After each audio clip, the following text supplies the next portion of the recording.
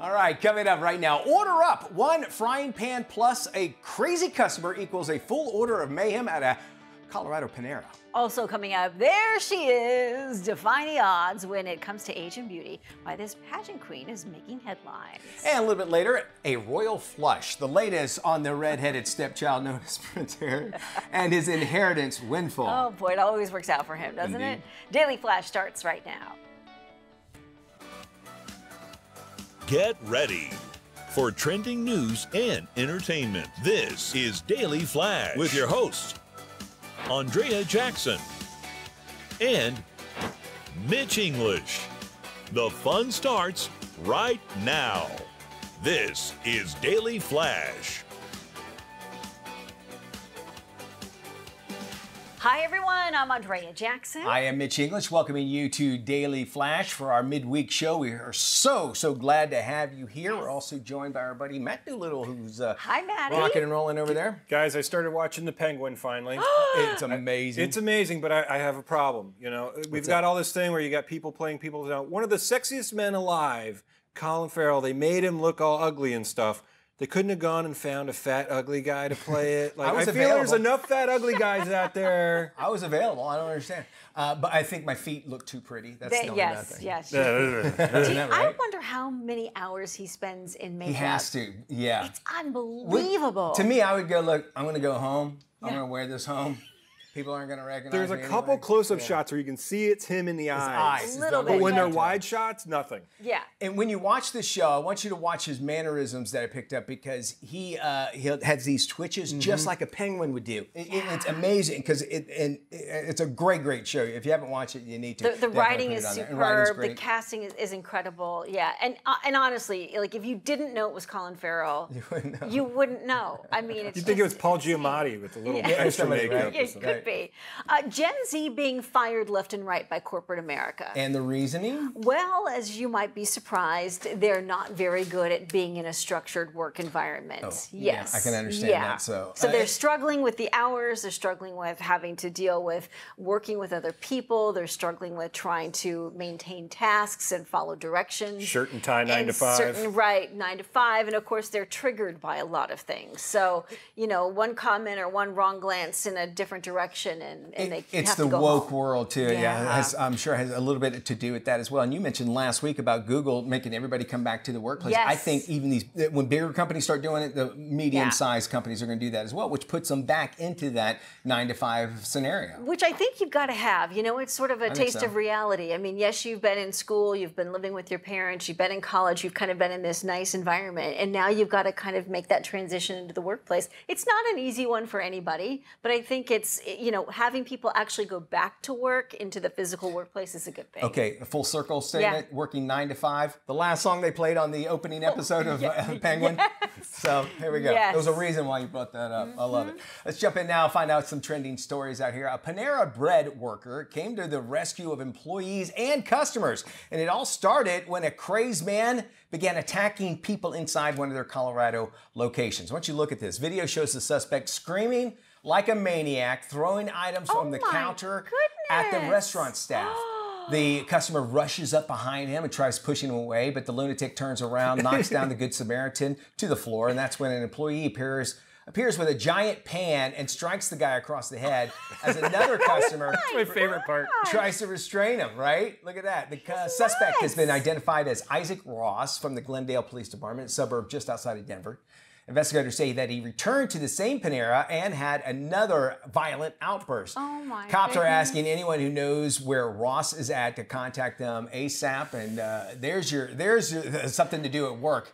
And it's, again, we say this all the time. It's almost like a theme. It's like, you know, why you're not given an excuse. Why is this crazy behavior happening? But if we look at it, it's always been happening. We just have cameras now and we see it. think so? And we need to die down. Well, I think it's more when I don't think this guy was motivated to be an influencer. I'm just saying that crazy people come into places and do stuff and they're caught on tape, and this maybe hopefully would stop them. I would venture a little further and say I think because of reality TV and I Okay. think because of social Yeah. media, people are more prone to not only take out their phones and record it, but they're also more likely to do stupid stuff like this. I'm not saying he did it intentionally. I think there's He some did twice, mental, right? yeah, I think there's some mental issues at play here. But I do think that we've sort of got to a point in our society where, oh, it's okay, it's normal, and then businesses are being punished because they kick people out like this, or Yeah. they don't Or want the guy a hits him customer. over the Yeah. hand. You Well, defied the now rules. I'm suing you Yeah. for $10 million and I'm shutting down your restaurant because I was out of control and my behavior was terrible. And taking no responsibility Zero. whatsoever. Every time I go to Panera, though, they do leave cheese on my sandwich, and I get a little. Come on, like, need a pan over every your head, though. single You're a time. no cheese guy. No cheese. Yeah, all right, very good. A pageant contestant is defying all odds and showing the senior set a new way to follow their dreams. Meet the 80-year-old Miss Universe contestant Hey, now. from South Korea. Her message, beauty has no age. She has just landed the title of the pageant's oldest entrant ever. The Miss Universe organization has lifted a number of restrictions on age, marriage status, and motherhood. This pageant contestant is living out her golden years as a mom, grandmother, and an inspiration. gorgeous. She is stunning. Which is not all that what it is. I think you as you get older, you learn more and more things, and you have a better aspect on life. And Yeah. maybe the question, what would you want to do if you could change everything? It'd be more than just world peace and that sort of thing. But it gives a lot of perspective. Yeah. I would like to see how this winds Yeah. up. And she's beautiful. She's gorgeous. Yeah. I'd be more impressed if she entered the Nathan's hot dog eating contest and competed in that one. That's what would turn you on. That would get me going. The gray hair does it for me. I'm sorry. I love that white hair. You all know I have a thing now for that. But all right, hot dog. To each his own. To each his own, man. I think Thursday. Our camera guys Nick agree gets with me. you. Yes. Nick can join you on your therapy session. Thursday is wide open for your therapy. I have him on speed dial. All right, we go from one beauty queen to, another sense of royalty. Prince Harry, he's now rolling in dough. The disenfranchised Duke just inherited $10 million on his 40th birthday. Thanks to his royal relatives and great-grandmother, a trust fund for the grandchildren set up back in 1994. Harry and his older brother, Prince William, received their money on their 21st and 40th birthdays. Now, the siblings received $8 million when they hit 21, then another $10 million when they hit 40. Despite rejecting his royal roots and writing a tell-all trashy novel about the family, they still sent him birthday wishes. That's good, at least. Their greeting came from the form of a public post, though, included a photo of Harry smiling. It was taken back in 2018. That's a great smile. His wife, Meghan, was cropped out of the picture, however. Oh, that's some catty I stuff. kind of got to give it to them for that. So, we were feeling sorry for him for a while. I mean, Yeah. he knew that this money was coming. And you can live, if you know that a lot of money is coming, all you got to do is just live to a certain age. You can pretty much still have that attitude like, Yeah. look, I'm all right, I'm fine, I can do whatever I want. But in this day and age, the way he likes to live, That's 10 true, too. million's not going to go very far. Oh, wait, I he can don't- finally put up those privacy walls they've been wanting. Oh. Because they want their privacy. They cost Yes. $10 million to build, so Yeah. now he's Yeah. gone. So that's now what he he's- got. Now he's- Meghan won't have to worry about it. Now he's got his privacy and no Right. money. One New York driver learned a lesson the hard way. You've got to move your car on Block Party Day. Got to. Pictures posted online show a silver Audi with New Mexico plates wrapped in plastic following the annual Hausman Street Block Party in Brooklyn. No parking Saturday signs were affixed to the car's front and back windshields. Red Solo cups along with silly string and bits of food were also placed on the car. The vehicle was coated in condiments like ketchup and mustard, covered in stickers featuring a man's face. Some posters online called it mob justice, while one person suggested the driver will likely never return to New York City. I'm all for it, except for the looked like they had cheese on there, and the cheese can melt and mess up the paint. But everything else looks like they were trying to be nice. But Fun. keep that in mind. In New York, that's street art. That it would be street art. yes. You're right.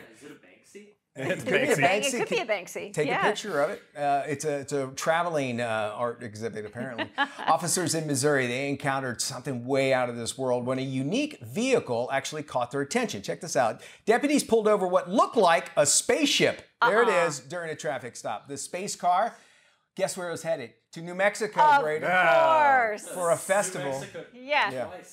It was pulled over for a lane violation as well as expired tags. Driver was let off with a warning, Fire but tags. not before officers were able to snap a few photos with their mobile spaceship that they Of see course. there. Yeah, you gotta, if you're gonna be on the road, you better make sure your tag and everything is up to date and everything's working on it. Still 'cause looks you're gonna better get than a pulled over. Cybertruck. I don't know about that. It's probably got just about the same amount of metal around it. Yeah. They're probably heading out to New Mexico. Area Roswell. 51 festival. Well, Roswell has it on July 4th. It's their big thing. But the Balloon Festival might be going out there. that could That's be it coming too. up. It's actually happening on right now. It's Now, going on my right question is that the same car that was parked on the New York streets, and that's just the way It they could figured out be. how to cover it and get home? Yeah, but could be. Could be the best way. Who knows? Just wondering. We would love to hear from you. Go to our website, dailyflashshow.com. There you'll find, just a sound off button. You hit it, it sends us an email. We love hearing anything we talk about the show. We want to hear your thoughts on it. dailyflashshow.com. We are back right after this. Stay with us. Welcome back to Daily Flash. Our next guest is author and comedian Kat Timpf. She's also co-anchor of the #1 late night show Gutfeld. In her new book titled I Used to Like You Until ... She discusses how binary thinking divides us. Please welcome Kat Timpf to Daily Flash. Woo! There she is. Hey, Kat, how are you? I'm doing great. It's great to have you here. Kat, I saw Gutfeld last week, and I saw you on when President Trump was on the show with you guys. What was that whole experience like? You know, I was honestly so nervous about it because, I'm somebody I'm politically independent. I vote third party, so I'm not for either Kamala or Trump. And I think he pays enough attention to know that. So I was especially nervous about that. Also, it's just really weird to be in the same room as somebody who is literally probably, I would say, the most famous person in the world. I don't know who else would be more famous than he is. But he was very nice, and it was just a fun show and a fun interview. And I got to ask a question about aliens at Area 51. So it was really one of those experiences where the whole time it was happening, it kind of felt surreal to me, and then it was over. When you asked him the question about the aliens, were you satisfied with his response? What did he tell you? Of course. I mean, he didn't say no, but I really thought if there's one person who has been the president who might just go ahead and say something, then it would be him, right? Very true. So I had to take my shot. I loved it. Let's talk about the book. Tell us, what is binary thinking? It's a part of the title of the book. So binary thinking is just the two sides, just one side versus the other, whether it's conservative, liberal, Republican, Democrat. I think right now we live in this time where you hear one thing about a person, and you'll think that that tells you everything you need to know about the person, whether it's how they voted, where they work. It can be a whole list of, and that just really isn't the case. I mean, issues are often complex and nuanced, and people always are. So I definitely live that by being someone who's independent politically, but then I work at Fox News. Sometimes viewers will be upset with me for having views on things that are not conservative, but then people on the other side will get mad at me because I work here in the first place. And it's just, I'm a dynamic person, and so is everyone out there that I'm talking to. So book is really a guide for how to connect with people who might have written you off, and really the benefits of doing that, because there's both the media and politicians really can benefit when we're divided, but we have a lot to lose. Very true. How frustrating is it when you get to a point where, and you've really dissected it well with the binary thinking, but it seems like we can't have civil conversations anymore. We can't put a political sign in the front yard because it may be torn down or our neighbor may never speak to us again. It gets really frustrating, and I feel like 90% of us are okay and agreeable and can have these conversations, but 10% of us who are the loudest, who scream the loudest, who march and chant and destroy things are the people that have the deciding word. Yeah, and they make a lot of other people afraid. So that's why I felt the need to write this book, even though it's definitely a huge risk to come out with a book like this at a time like this. When it's an election, things are really heated. People want to hear why their side's the best and the other side's the worst. But we also, like I said, have the most to lose. I think a major tool, and again, this book serves as a guide for how to connect with people who might have written you off, but an overall theme would be vulnerability. I'm very vulnerable in this book. I tell a lot of stories that I've never told before. I share a lot of personal details about myself that I've never shared before. I mean, I get really deep talking about stuff. And I do that in the hopes that other people can do that too, because if we want people to see each other as human, we have to be able to show that we are human ourselves. And that can be difficult, but it really is going to be a huge part of us getting out of this. And also focusing on the fact that, also I'm on tour right now. I'm a comedian on tour and all over the place. I mean, I'm going to be in Idaho and Salt Lake City this weekend. Then I'm going to be in Austin, Texas after that. I've been in all these different kinds of places. And as different as people are, I've noticed that a lot of people want the same things. And sometimes what we're arguing about is not that we think something's a problem, but just that we have a different solution to a problem that we both agree on and that affects us. So maybe focusing on what we have in common is really, really going to be a huge. Yeah, I think that's a terrific point. I know you kicked off your tour in Los Angeles. What's it like going back to LA where you struggled for a time? I think you even said you worked at Boston Market when you were there struggling and lived with a bartender. Yeah. What was it like being on stage there with the success that you have now? Unbelievable. I mean, it's just been amazing. I mean, yeah, I really struggled in LA. I was supposed to go to journalism school. I got into Columbia Journalism School and then I couldn't afford it. So I stayed in LA learning skills for free through internships, but also working in restaurants, doing stand-up comedy. Apartment. I live with this bartender from my California pizza kitchen job that I was sort of kind of seeing. And to go back there and perform in a sold out theaters absolutely was a remarkable experience beyond my comprehension to even be able to explain it with words. And I'm pretty good with words. But it's been remarkable. And, I think that comedy is also another part in all of this because not everybody likes to be preached at, but everybody likes to come together and laugh. So that's another huge part of it. I'm very grateful for it. Kat, congratulations on all your incredible success and the book and joining us here on Daily Flash. For more information and to get a copy of Kat's book, I Used to Like You Until, please visit therealkattimpf.com. You'll also find all the tour dates for her shows coming up, and I believe she'll be in Florida in October. Well, Kat, thank you so much. Come on by, Kat. You're going to be through here. All right, I love, we talk about looking for things that we have in common. She loves skulls, and I love skulls. Did you see it behind her? She was a big fan of the Misfits, too, so you got to love that. All right, we talk about Gayle King now, and she thought someone was actually trying to pull a fast one on her when she got the call that she was going to be a Sports Illustrated swimsuit star. The CBS Mornings host said that she was really happy, but a little skeptical about hearing about the offer. King eventually made her debut in this swimsuit 2024 issue wearing several different one pieces. Now, although Oprah's best friend was originally told she was just going to be featured, they later surprised her as one of the magazine's featured cover models. The 69-year-old King said being on the cover wasn't something that she actually dreamed about, but it quickly became one of her highlights of her career altogether. That is cool. How about to say something like that? Because Sports Illustrated swimsuit issue is such a big deal. She looks gorgeous and she does, in those pictures. Is it true? Well, we'll find out.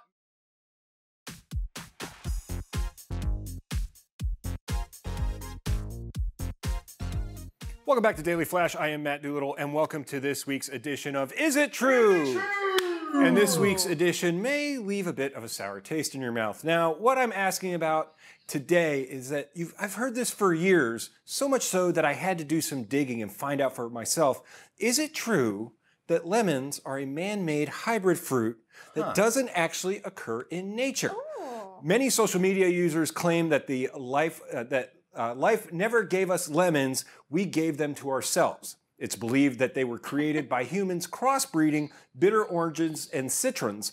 Posts claim that since there are only 3 naturally occurring citrus fruits in the world, that lemons wouldn't be there. So of course, lemons and limes are not part of that. And all others are just hybrids of them. So they must have been created by men. So I ask you, is it true that lemons are man-made? I say no. I say yeah. The man above did this. I agree. Floor crew? Anybody? Maybe a woman made it. A woman? Oh, yeah. Wow. Bitter. Sour. That is in fact false. There is no evidence to support a human-driven hybridization. We knew it. I said a big word there. Event. Mostly likely it was a natural hybridization event that took place several thousand years ago, giving rise to the first lemon tree. So guys, when you take a bite out of a lemon, just know it's not man-made. It's from the ground. Oh, and you really are. Oh my gosh.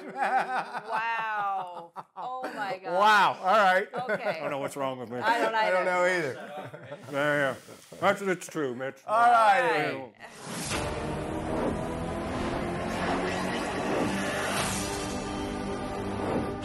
kicking off a new segment right now. It's called the Random Top 10 Things, and all you have to do is pretty much guess what number one might be, okay? It's pretty easy, all right? Okay. And what you're gonna do is you have these little boards Okay. right here in front of you. You're gonna write it down, give you the subject. You write down what you think it is. Don't share it until the very end. Okay. And we're gonna even check in with, see what Hugo in the control room has to say. Okay. You ready? All right, here's this week's Flash 5.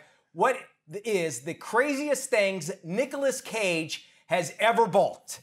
Ever bought. From cult classics to blockbusters, his career is legendary, but what about his shopping habits? Very outrageous. Nick Cage doesn't just buy stuff, he goes all out. His spending might have left him broke, but how can you not just love the guy who buys the weirdest, wildest things that money can find? You guys getting something together? You can just pick number one. It's the only thing that's you have it? to pick. We Yeah. just have to pick one? There we go. Okay. All right, so as I show the audience the list from 6 to 10, y'all can take that opportunity to write your answer down to find out what the number one thing will be on your board. You'll show it to everyone at the end, and when it's finished. Here we go. We're going to start off with the bottom 5. These are the bottom 5 craziest things Nicolas Cage has ever bought. Number 10 is a pet octopus. We all need that, right? No, he did not. He has bought 15 different homes. Of those homes, 2 castles. Okay.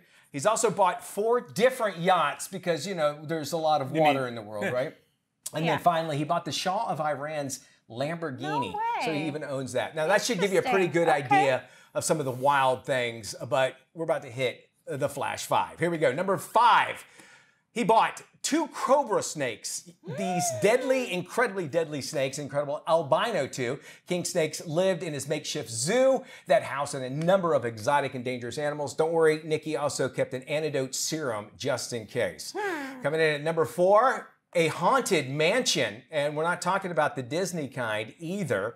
Way back in 2017, he bought the infamously haunted New Orleans hotel that previous owner used to torture and kill her slaves. Oh, my. He said that he bought it because he hoped to write a horror novel there, but he never wrote it. Coming in at number 3, it was another New Orleans purchase, what everybody needs, a tombstone that was shaped like a pyramid. It's 9 feet tall, has the Latin words omni ab uno on it, which means everything from one. Sounds like you're opening a portal. Yes, it is. It's really freaky looking, isn't it, Matt? Number 2, and this is a crazy one, a Mongolian dinosaur skull.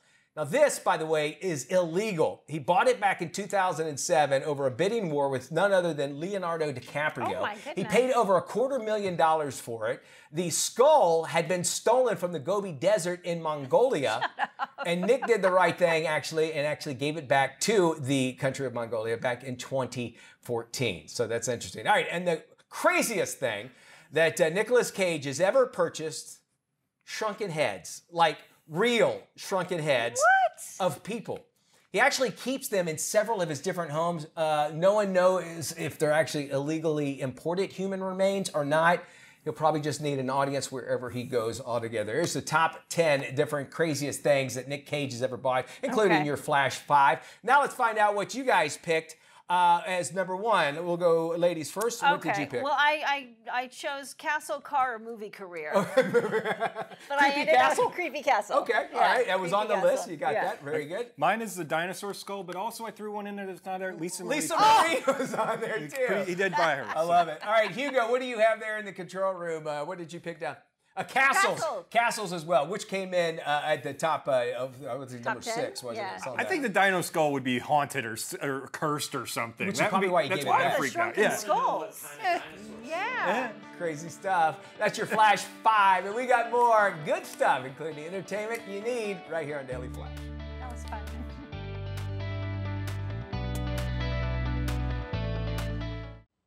This is Daily Flash with your hosts, Andrea Jackson and Mitch English. Trending news and entertainment. This is Daily Flash. Hello, everybody. I am Mitch English. Hello. I'm Andrea Jackson. This is Daily Flash, your source for trending news and entertainment. And we will welcome you to our midweek broadcast. So glad to have you here. By the way, anything that we talk about here on the show, you can watch it on our website, dailyflashshow.com. Trending on, these challenges, they pop up on these social media sites. I'm not a fan. I'm not not. a fan It's of the like challenges. it's almost like you're that. You'll follow the crowd that easy. You're that much of a Yeah. lamb that you'll do that. Anyway, there's a new one out. It's called the Murph Challenge. Have you heard of this, Maddie? No. Oh no. The Murph Challenge. Okay, so here's what the Murph Challenge is. I already don't like it. You do 300 squats, 200 push-ups, and 100 pull-ups, okay? And you do it in a certain amount of time. Once you do it, you've done the Murph Challenge, you know. Well, there was this one lady in South Carolina, she did the Murph Challenge, totally did it. It's like, look at me, goes home. Next day, she can't move her arms or anything, right? Which, okay, we all say, all right, you know, you're weak. You're sore. Yeah. She had to go to the hospital for 4 days, and they had to cut into her muscles to relieve the stress. Oh, jeez. I'm going to try the name. It was called rhabdomyolysis.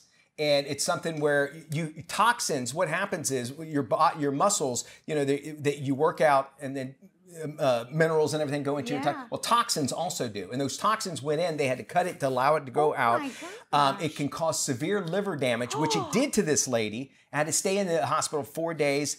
And again, only way that they could, because her muscles really swelled out, was just to cut in to relieve all that pressure. So these things are so stupid. First off, why you want to do 300 squats in the first place? Any of that.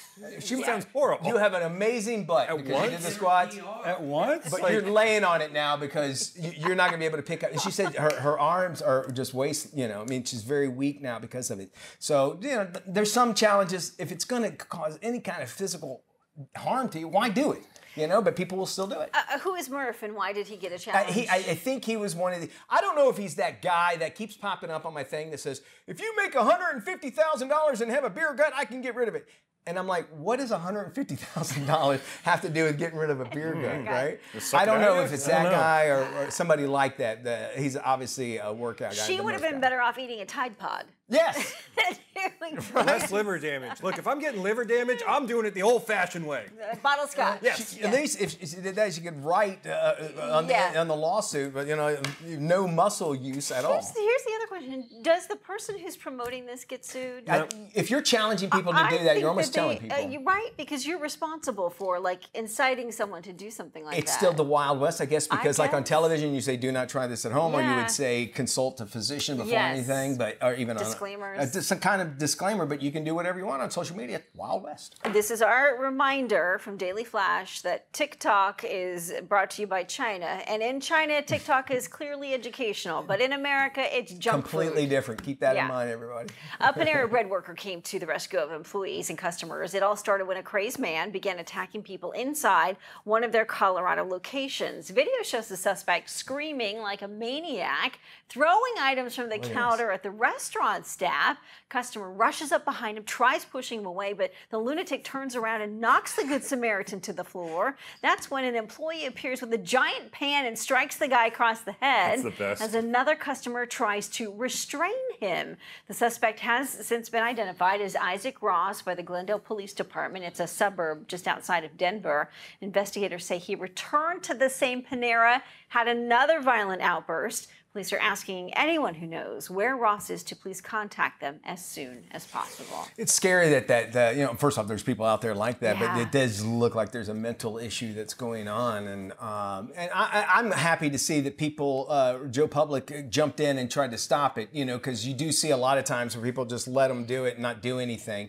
It's good to have people out there that they're able to jump in. Because so often people don't want to get involved because they don't want to get in the middle of something. They don't want to get arrested. They don't want to get sued. You know, so the fact that people were willing to step up to the plate is huge. Props to the employee hitting him with the pan thing. That's a funny, just bang. Should have just thrown a piece of bread at him. Those things are pretty hard. They're pretty hard. That pizza pan, I think, has some meat to it. Bang, bang. It's called a peel, if you guys want to know. That's what it's actually called, a peel. Hey, welcome back to Daily Flash. I'm Mitch English. It's time to get on the scene this week. Who can it be now? None other than Colin Hay from Men at Work. Hi guys, I'm hard at work today because I have Men at Work's lead singer, Colin Hay, on the show. He's back touring as Men at Work this fall, and I can't wait to get down under and talk about it. Check it out.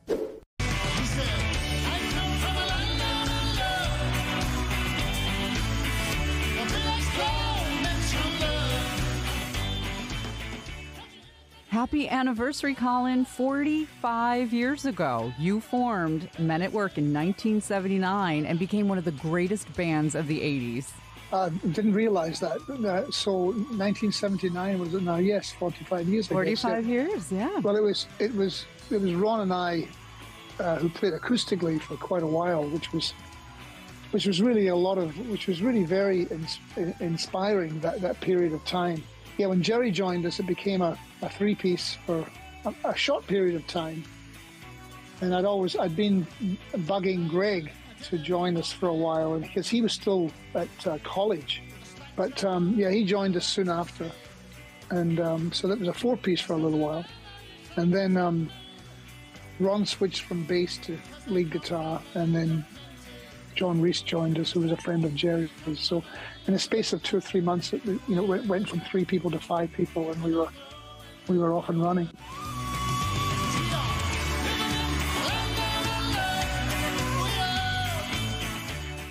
Men at Work exploded out of the gate after Business as Usual was released in 1981.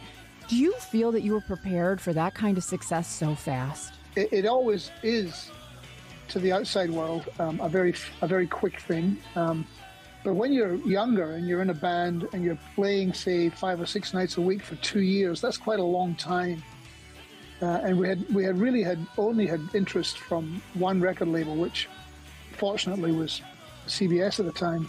But as you say, once the first record came, it was very fast, and of course you always think you're prepared for it.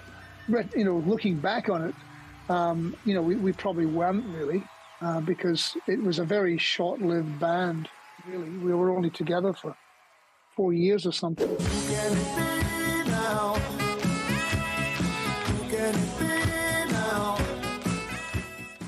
Who Can It Be Now was your first biggest commercial hit, but is it true that you wrote those lyrics because you were living next to a drug dealer at the time and people kept accidentally knocking on your door instead? Yeah, there was quite a lot of drugs got moved in the block of flats that I lived in and surrounding areas. So there was always somebody knocking on your door that you didn't really particularly want to see. It is a great song, and it has an earworm that sticks with you.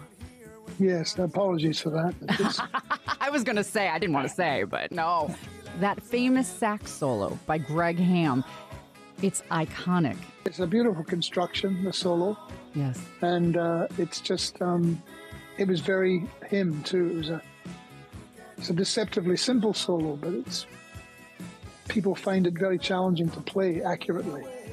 You're hitting the road this fall for the Men at Work US tour. It's a chance for people to come along and hear those songs and pretty much hear a straight Men at Work set. If you like that music, that would be a reason to come. One of the things that happens when you go out on the road, for example, is I get to spend night after night with people who are perfect strangers, but it ends up being a very intimate experience, which becomes like an electric current, if you like. It feeds you.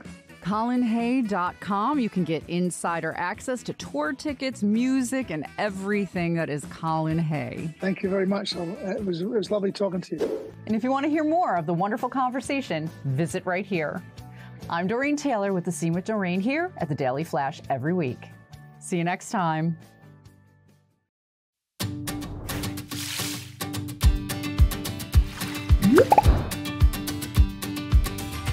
Hey, welcome back to Daily Flash. Dr. Devika Chopra recently joined forces with Icelandic Provisions. It's one of the fastest growing yogurt brands. I got to tell you, it's one of my favorites That's good too. stuff. I love it. And in the latest Bowl Half Full report, she takes a deeper dive into the healthy eating habits of Americans and their optimism state by state. Please welcome Dr. Chopra to Daily Flash. Hi, Doctor. Thanks for having me. Let me ask you, how does optimism really affect our mindset as well as our daily habits? Yeah, well, quite a lot, actually. We know that our optimism and a positive outlook on the day actually deeply impacts our behaviors. And then the vice versa is true. If we engage in healthy habits, it's going to in turn increase our optimism as well. And what else did you discover from the report? I was actually really thrilled to find that despite the adversity that we face here in America, that Americans are actually pretty optimistic. Good. They actually, as an optimism index score of 6.7 out of 10, which is big. That is pretty big. And there's ways that we can actually fuel our optimism. Imagine that's what we mentally as well as physically put into our bodies, right? Yeah, absolutely. We found that, health habits like eating a healthy breakfast in the morning, like Icelandic provisions, a bowl of skyr, really engaging in rituals that ground us are a really big part of increasing our optimism. Very cool. Yeah, and I got to tell you, your day changes, especially when you start your day off on the right foot. That's why they always say it. The rest of your day, you feel really, really Very good. true. Dr. Chopra, thank you. For more information on boosting your optimism with healthy habits, visit IcelandicProvisions.com. You'll find some great advice and also a chance to win a $1,000 gift card to help fill your grocery cart with nutritious foods. And I'm going to fill my mouth with some of this good yogurt here. Which one I'm are going to you get the coffee brew coffee. I love the lemon. They've got a good lime one too. Oh, this stuff is so good. Good stuff. Granola with this would be excellent. And today's Financially Speaking, we're talking business. I mean, big business, specifically what it takes to fund and grow your business. Here to talk about it is Amanda Webster. She's the COO of Fund and Grow. Amanda, business owners are out there. What kind of funding is available for them right now? Because, small businesses, even to big businesses, but mainly small businesses are really the heart of America. What's out there for them? So there's a lot of things, Mitch. It's just a matter of the cost of capital, right? So you have your traditional funding, you have your VC funding, you have, you can use your personal funds, you have business credit, which is my favorite, but it's all about the cost of capital and what can they qualify for. And right now, I think that's the biggest issue is a lot of small businesses just don't qualify for what they call traditional financing in the business world. All right. And I imagine there are pros and cons to all of those. Am I right? Oh, yeah. There's always, how can you use it? What can it be, restricted from? What is the interest rate? What's the term? How long is it going to be available? Do I have to reapply? Like you have to kind of look at every single piece of those terms to see what's going to make sense for your business. But you also want to make sure that you have multiple offers. You shouldn't just rely on one type of funding so you don't run out. Yes, always options, because when you run out of options, you just grab anything. So that makes sense. Do I need to be the personal guarantee for that type of credit? A lot of times, yes, especially in the beginning, but don't let that deter you because that just means that your business hasn't been built up enough to be trusted on its own, right? So just like when you're 18, you had to build your credit score, same thing in business, you got to build trust with the lenders. So you may need a personal guarantee for a lot of funding in the beginning, but that's not forever necessarily. Do they need to, is there ways that they can work to get to that point, or is it just a matter of keep doing what you're doing and just show a good history of actually paying your bills and that sort of thing? Yeah, I mean, it's definitely building in history. I use the rule of 5. So typically to really get that unlocked, it's going to be 5 million in business, 5 years in business, and 5 years of building up the credit and the history within that business to really get to that commercial lending that doesn't have a PG, that's not, non-recourse. And it's a great place to be. I mean, obviously, some people can get there quicker if they just have a really big boom of business and they end up in the tens of millions in revenue. They might be able to get around it a little bit quicker, but in the beginning, it's everybody. That makes sense. And can you reduce or eliminate the need for a personal guarantee? Absolutely. Once you've done, your time, you can go back to those lenders if you still have those lines open and ask them to remove that. And now the EIN has its own credit. You can kind of use that just like you would on your personal Social Security. All right. Asking for a friend, but what if my credit is bad? Can I still actually come to Fund and Grow and actually get some help? Yeah, absolutely.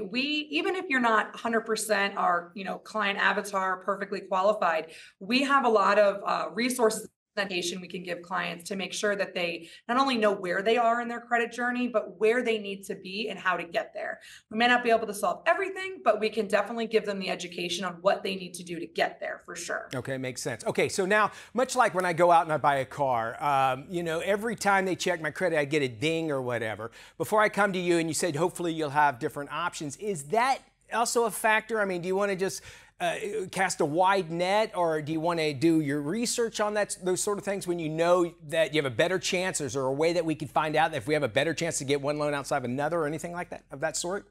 Oh yeah, we focused on strategy because you do not want a bunch of hard inquiries sitting on your credit on the personal side ever.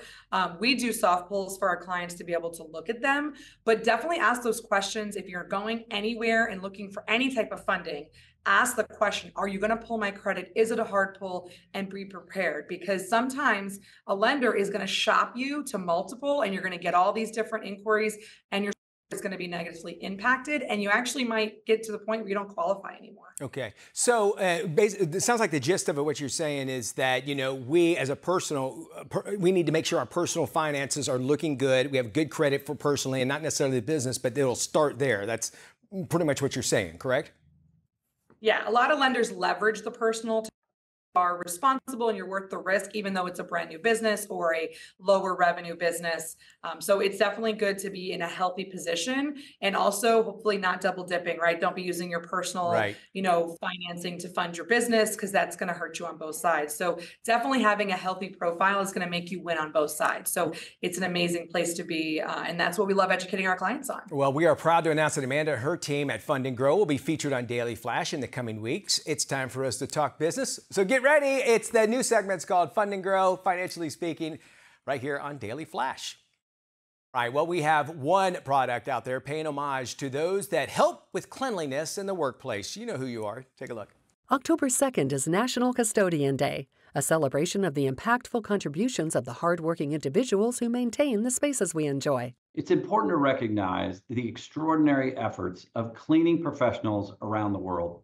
To honor these individuals, Rubbermaid Commercial Products launched its 3rd annual Behind the Scenes of Clean campaign, because it's important to thank custodians for the difference they make every single day. Learn more at rubbermaidcommercial.com/BTSOC.